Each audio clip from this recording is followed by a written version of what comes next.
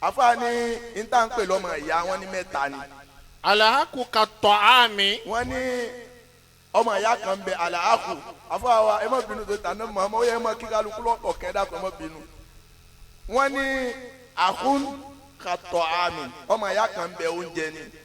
tahtaju ilayhi. ẹ dákun ẹ má dààmú ara yín àwọn ọmọ ìyá kan bẹ oúnjẹ ni wọ́n dà gẹ́gẹ́ bí oúnjẹ tá a máa jẹ sínú jojoojúmọ́ lẹ́fẹ̀ẹ́ máa rí wọn gbogbo gbà torí pé kò sẹ́ni tí ó mọ̀ bẹ láyé tí ò ní fẹ́ jẹun ó fẹ́ jẹ tàárọ̀ ó fẹ́ jẹ tọ̀sán ó fẹ́ jẹ tayé àwọn ọmọ ìyá kan bẹ oúnjẹ ni wọ́n torí pé gbogbo ìgbà ní kálukú wa ní bùkátà sí oúnjẹ àwọn ọmọ ìyá kan wá ń bẹ kalmarod àwọn dà gẹ́gẹ́ bí àìsàn ni la yahtaju ilayhi kulla yawmin àbí ká sọ pé la yahtaju ilayhi abadan àní kò sẹ́ni tí máa wù kó sàárẹ̀ àwọn ọmọ ìyá kan ń bẹ àìsàn ni wọ́n tán bá wọ́ wá wàhálà bó bá ń sòde tán wá kí ọ àdánwò bí wọ́n bá tún sòde tán tán bá tún lọlé àdánwò àwọn ọmọ ìyá kan ń bẹ bí àdánwò ni wọ́n ọlọ́run wá sí àfáà Kewulere ládánwò fún ẹbí wa. alhamdulillah.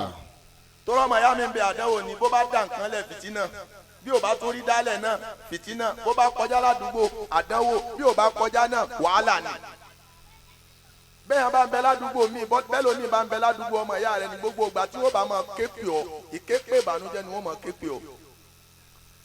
mo wà nu mọ́tò kan ní ó ti ń tóbi jẹ ẹ̀rin mo ń jáde ní àtàwọn àfa nítorí jẹ́ ń lọ bẹ̀ẹ́nu ni. so a fẹ́ kọjá ní Ìṣẹ́rí àfa kan wá bọ́lẹ̀ ní bus stop bó ṣe sáré bọ́lẹ̀ ní Sirul Aoliyahi ìmọ̀ yẹn ni ṣèbẹ́yìn ni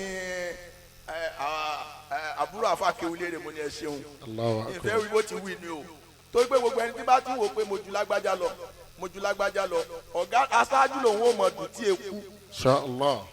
eré tí wàá ń bẹ́ ń bi kéèyàn ó di aṣáájú nǹkó wá ní dọ́dọ̀ ẹ̀. Masha Allah. ẹ má bínú torí tọ́lọ́ ẹ̀ mi máa ń sọ̀rọ̀ díẹ̀ o. ọmọ ìyá kan wá ń bẹ. kadawayi ogun làwọn. afanilá àtàjù ilé yìí.